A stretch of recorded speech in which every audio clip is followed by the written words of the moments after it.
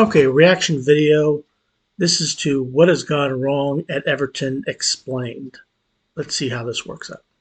Back in February 2021, we released a video looking at how Everton had spent £500 million and got worse. At the time, the Toffees were 7th in the Premier League. Not good enough considering just how much they'd splashed under the ambitious ownership of Farhad Bashiri. But fast forward just over a year and how they wish they could be 7th once more. This is another one of those examples of a rich billionaire buying a club and a lot of people thinking they're going to start going places and challenging for trophies and things, but it's gone completely wrong at Everton. Things have gone from bad to worse to almost disastrous for Everton. They're on to their third manager in 7 months. There is disharmony behind the scenes and performances have collapsed. 29 points after 31 matches is their lowest ever return in the Premier League era, and the club now find themselves in a genuine fight for survival, with their top flight status under threat for the first time since 1951. As it looks right now, it's halftime of Burnley's playing a game against Wolves. It's 0-0, and if that game ends 0-0, then Burnley will, on goal differential, go out of the bottom three, and Everton will go in. And it doesn't look like they would be leaving the bottom three because the next game would be the Merseyside derby. So what on earth has gone wrong at Everton this season, and how perilous would relegation be considering their investment over the years? In this episode of Football Daily Explained, we're heading to Goodison Park to find out. Everton finished the 2021 campaign by limping home in 10th. On paper, it was another mediocre season to forget, with their absence from European competition now stretching to 4 years. And the manager, as it showed there, was Carlo Ancelotti, who's now at Real Madrid in first place in the La Liga. However, their Italian coach Carlo Ancelotti declared he was quite happy with their development. Everton were 10 points better off than the season before, and he pointed to wins against Arsenal and Chelsea, plus a historic victory at Anfield as signs of progress. Were it not for a dismal home record of just 6 wins, and their season could have been so much more. Everton had plenty of foundations to build from. However, disaster would strike in an unexpected manner when Real Madrid came calling for Ancelotti. Needless to say, the 62-year-old wasted no time packing his bags and returning to his former side. That's interesting when you think about it. He's like the progress. They finished in 10th place. Things were progressing nicely. Real Madrid comes calling, and where do you go? You go right to the Bernabeu. Ancelotti had been a blockbuster addition to the Everton touchline, yet the 3 times Champions League winner was labelled a traitor by some fans online for his apparent betrayal, as the club hunted for their 5th permanent manager. Can't really blame them for feeling that way either. In as many years. However, any anger they felt for Ancelotti would pale in comparison to what came next. To no one's surprise, the decision to hire Rafael Benitez was not well received. Rafa Benitez, former Liverpool manager, it was doomed from the start. The Spaniard, who had spent 6 years in charge of Liverpool and once infamously called Everton a small club, had been out of work for 5 months following a disappointing spell with Dalian Professional in China. Some Everton fans decided to vandalise the 62-year-old's home in Liverpool with a sinister banner warning him not to sign on. Though completely reprehensible, it showed the strength of anger against his appointment. Regardless, Bashiri released a statement praising the former Valencia coach's knowledge and hunger for the job, adding, "Rafa is a proven winner with huge experience in coaching internationally, and we have secured the best man for achieving that for us." Yeah, look, I don't think Rafa Benitez is a bad manager. He just was a bad manager for Everton. You don't you come into a place like Everton and you've already insulted them. You're already not liked by the fan base, and unless you radically turn things around rapidly, things were never going to go good for Rafa Benitez, and they didn't. What's more, Benitez was hired against the wishes of the club's sporting director Marcel Brands. The Dutchman, who also didn't want Ancelotti to replace Marco Silva back in 2019, had reportedly been pushing to hire Brighton's Graham Potter. It marked the latest chapter in a history of miscommunication and difference between Bashiri and Brands. And Graham Potter would have been a heck of a manager for Everton, as he's doing in Brighton. 2 wins over Arsenal and Tottenham, and right as of right now, he's up 2-0 against 2-1 against Southampton. Though the Dutchman would oversee £300 million of spending at Everton, not every transfer was his choice. According to the Liverpool Echo, Bashiri led the £28 million purchase of Alex Iwobi. Alex Iwobi from Arsenal. It's been indifferent. He was indifferent at Arsenal. I actually met him once. I met Alex Iwobi. I had a picture taken with him. splashed £25 million on Ben Godfrey and agreed the £200,000 a week package for James Rodriguez at the request of Ancelotti. And once Ancelotti left, James Rodriguez left. I mean, James Rodriguez was going to play at Everton as long as Carlo Ancelotti was there. But when Carlo Ancelotti left, James Rodriguez left as well. The hiring of Benitez further threatened Brand's ability to recruit, thanks to the Spaniards' hands-on reputation in the transfer market. The summer window would expose that unhappy union, but worse than that, it revealed the perilous state of Everton's finances. Years of spending big with little reward had left the Toffees' accounts under scrutiny from financial fair play, and the result was the club signed just 5 players to the tune of £1.7 million. Only Damari Gray commanded a fee. According to The Athletic, Brands and Benitez disagreed on multiple targets, such as PSV Eindhoven's Denzel Dumfries and Chelsea's Tino Livramento, leaving Everton once again without a suitable alternative to the ageing Seamus Coleman. The stage was set for a lacklustre campaign. Against the odds, they started strongly, winning 4 and drawing 2 of their first 7 games to sit 4th by October. Damari Gray, Andros Townsend and Dominic Calvert-Lewin had scored 3 each as Everton successfully hit teams on the counter once they broke from their compact 2 banks of 4. Everton is generally considered a very difficult team to play for a lot of teams in the Premier League. They've collected quite a lot of scalps throughout the years, but yeah, going down right now, they're in danger of heading down to the Championship, and that would not be good. Well, obviously it wouldn't be good, but that's where they're headed right now because Rafa Benitez did not last the whole season. However, Benitez's defensive tactics quickly lost its cutting edge. A run of just 1 win and 7 defeats in the next 10, including a 5-2 mauling at home to Watford, meant by January they plummeted to 15th. Watford, who right now is in 19th place and probably going to go down. Watford also claimed the scalp of Manchester United, but you can't lose those games, especially at home. A long-term injury to Calvert-Lewin proved devastating, as at one point the club went 294 minutes without scoring. DCL's replacement, the Benitez favourite of Salomon Rondon, produced a dismal 3 shots on target without finding the net in his first 550 minutes of action. The poor results meant tensions began to brew away behind the scenes. One player who was particularly critical of the Spaniards' methods was Luca Dean. A fan favourite since signing from Barcelona in 2018, the left-back had scored 4 and assisted 18 in his first 3 seasons at the club. However, under Rafa, he wouldn't register a single goal contribution in 13 appearances. Things boiled over prior to Everton's surprise victory. If you don't believe in the manager, you're not going to succeed for the manager, and that's what happened there. Over Arsenal on December the 6th, when an argument saw Dean drop from the matchday squad.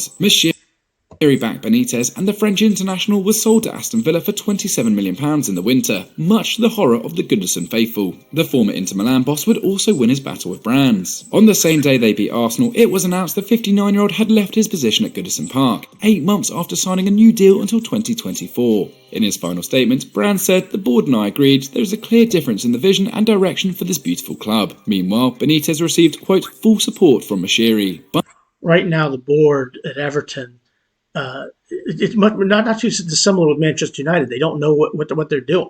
They don't have a plan in place. You hire a director of football for a reason.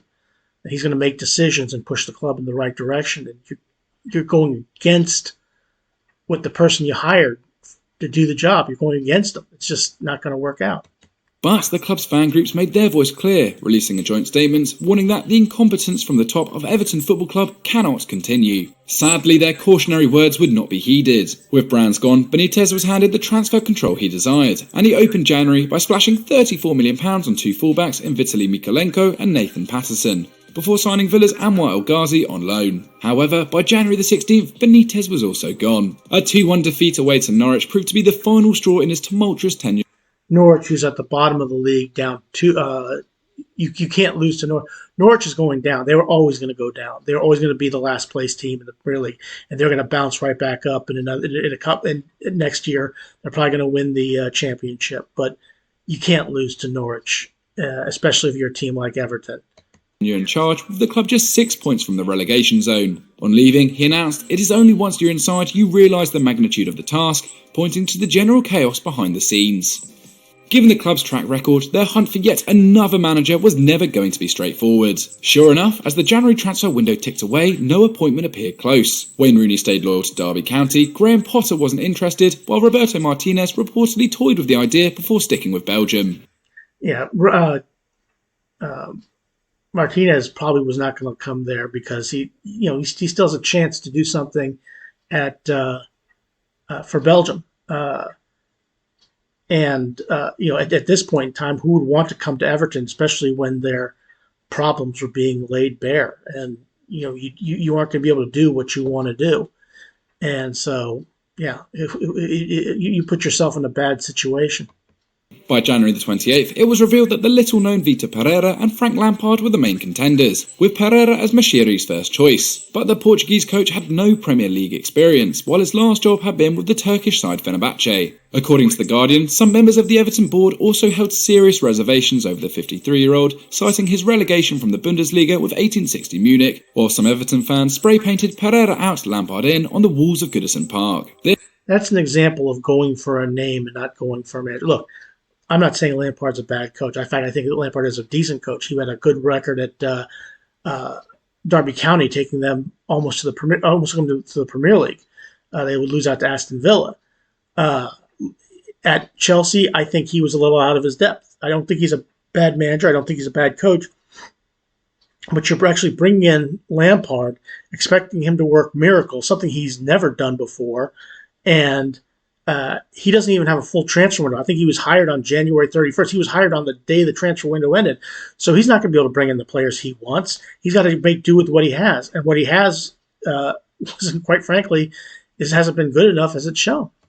This prompted an astonishing interview on Sky Sports, where the former Porto coach came out in defence of his record and laid out his vision for the squad. But it wasn't enough, as Mashiri backtracked, handing Lampard the job. The British-Iranian billionaire announced the club could unite behind the former Chelsea boss, but Lampard quickly discovered the magnitude of the task at hand. Under the 43-year-old, Everton have won 3 and lost 7 of their 11 league games, scoring 10 and conceding 18. Only Norwich and Watford have endured worse records since the turn of February, and Norwich and Watford are 19th and 20th place. The Toffees are still yet to win on the road since beating Brighton in August. Calvert-Lewin's return from injury is yet to deliver any goals, leaving Richarlison as their top scorer on merely 7. The side has looked devoid of leadership and fragile at the back. Only Crystal Palace, Leicester and Leeds have conceded more goals from set pieces, while Michael Keane and Ben Godfrey, 2 players capped for England, have both committed 2 mistakes that have led to a goal. Worse than that, the squad has been accused of not having the stomach for a fight, with 18 of the 24 games they've fallen behind in resulting in a loss. Ex-Burnley boss Sean Dyche even told his players Everton looked like a side who'd forgotten how to win during the...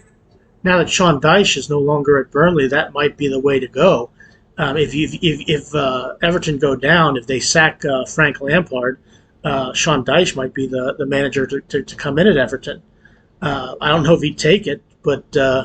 I think that's one of the big mistakes in the Premier League. Now, Burnley may survive, and Everton may survive. We don't know which team is going to survive. But I think one of the big errors in the Premier League was getting rid of Sean Dyche. I mean, I think he's one of the, he's done a heck of a lot with Burnley, keeping them in the Premier League. Their victory at Turf Moor in April, a game Everton were ahead in. The Toffee situation has only been worsened by multiple injuries to important figures such as Yerry Mina, Fabian Delph and more recently Andros Townsend. Their January additions have contributed little either. Nathan Patterson is injured while El Ghazi has played merely 11 minutes. Donny van der Beek, who reportedly rejected a loan move to Newcastle to avoid a relegation battle, has offered little in his 6 appearances. That's probably been one of his biggest mistakes, but now that his manager from Ajax, Ten Hag, is coming to Manchester United, he's probably going to be happy to go back there, because I think Ten Hag will use Donny van der Beek, something that Ole Gunnar Solskjaer did not do, and something that Ralf Rangnick did not do. I mean, you had have a solid player like van der Beek, and you don't use him, and he hasn't made a splash at Everton.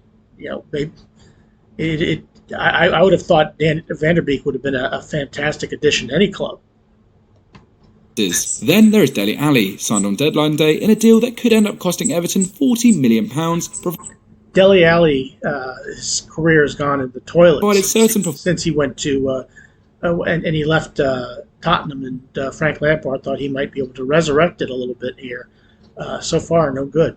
Performance-related clauses are met. 0 goals and 0 assists from 202 minutes off the bench, however, suggests Tottenham are a long way off from seeing any cash for their faded star. In short, the team is a mismatch of signings from a multitude of different managers. They are among the highest paid players in the division, each earning an average of £85k per week, yet few have experience of scrapping at the lower end of the table. Lampard too has never been involved in a battle for survival on the touchline.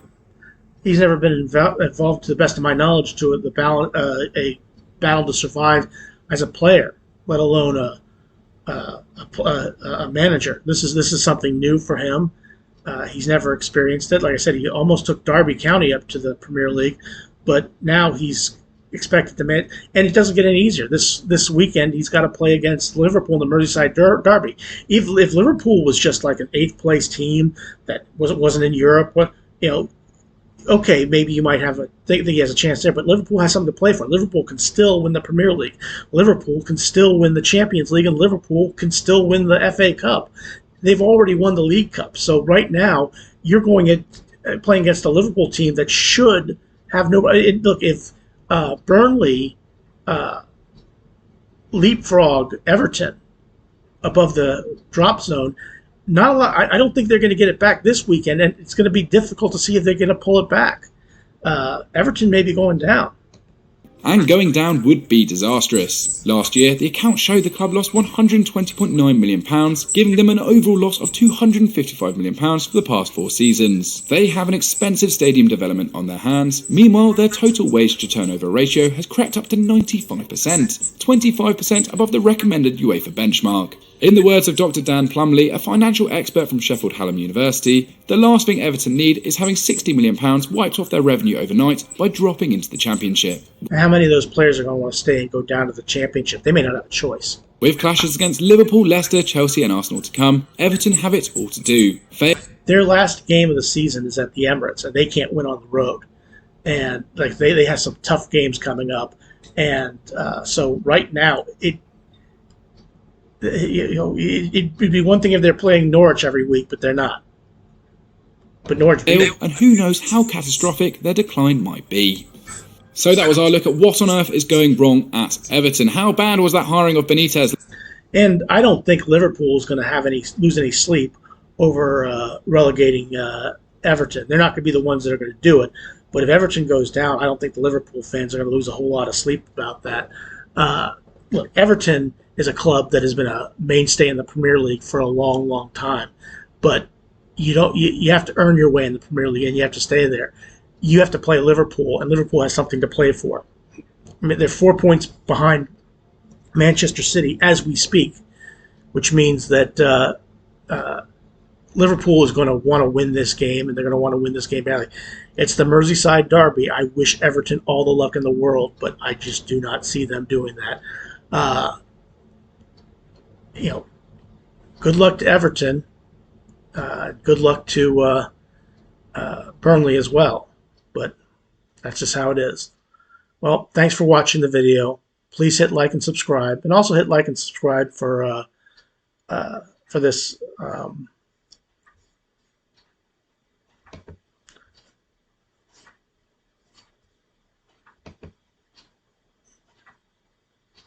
And thanks for watching this video. Please hit like and subscribe for me, and also for Football Daily. This was a good video. I enjoyed it. Thank you.